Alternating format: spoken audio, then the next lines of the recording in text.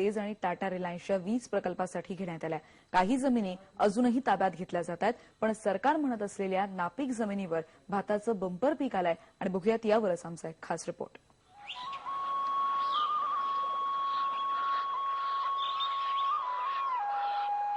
रायगड जिल्ह्यातील याच सुपीक जमिनीचा उल्लेख सरकारी कागदपत्रांमध्ये चक्क नापीक असा आहे।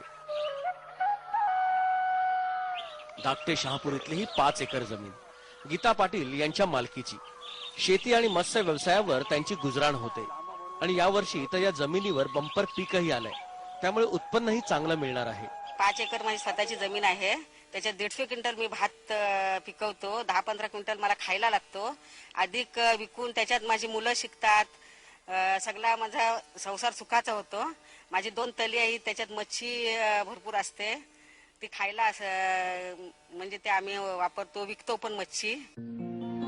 ही डोलणारी कणसं अलिबाग तालुक्यातील धेरंड आणि शहापूर गावालगतची ही जमीन खरं तर खाडी लगत आहे।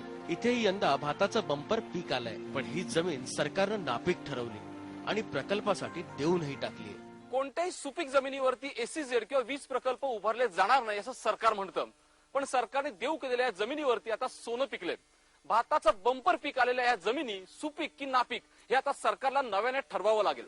आता हे शेतकरी आपली काळी माती वाचवण्यासाठी संघर्ष करतायत, पण त्यांना सहकार्याचा हात एकही राजकीय पक्ष देत नाहीये। हा गव्हर्नमेंट हा लबाड माणूस आहे, नाही हे चोरांच्या घाशात टाटा रिलायन्स हे चोर आहेत, नाही ह्यांच्या घाशात ते घालवा ते निघालेले आहेत, हे आम्ही कधीही शक्य होऊ देणार नाही।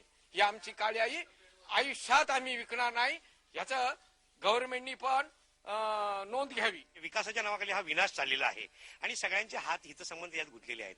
एकही आमदाराने या विधिमंडळामध्ये गेल्या 4 वर्ष हा संघर्ष चाललेला असताना एकही प्रश्न विचारला नाही। याचा अर्थ कुठेतरी पाणी मुरत आहे, यांना शेतकऱ्यांचं काही एक पडलेलं नाहीये। या वर्षी पीक तर चांगलं आलंय, शेतकऱ्यांना पैसेही चांगले मिळतील, पण याच दिवाळीत इथे भराव टाकला जाणार आहे।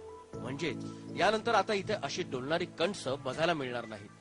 सरकारी यंत्रणेला तर ही सुपीक जमीन दिसत नाहीये, राजकीय पक्षांना शेतकऱ्यांकडे लक्ष द्यायला वेळ नाही। अशा परिस्थितीत या शेतकऱ्यांनीच आता एकजुटीने लढा देण्याची तयारी केली आहे। व्हिडिओ जर्नलिस्ट संदीप पवार सह विनय म्हात्रे, IBN लोकमत, रायगड। आणि यावरच बघूयात तिथल्या शेतकऱ्यांच्या प्रतिक्रिया। जमीन आम्हाला आमचं हा सरकार बोलते ना नापीक जमीन आहे, आता तो काय झोपलाय का जागा आहे, त्याने आता बघायला यायचं काय। आमची काली आई आहे ना, ती आता किती मोत्याची कणसं टाकलेली आहेत, ती सरकारने बघायला पाहिजे। तर आम्हाला ती पिढ्यानपिढ्या पोचत आलेली आहे। लोकांची शेती माझी पण नाहीये स्वतःची, लोकांची शेती मी करतो कष्ट करून, म्हणजे त्याच्यात मला भरपूर पीक भेटतं। या मंत्र्यांना असं वाटते की आमची नापीक जमीन आहे आणि त्यांनी आता स्वतः बघायला यावं की याच्यात किती सोनं पिकले ते।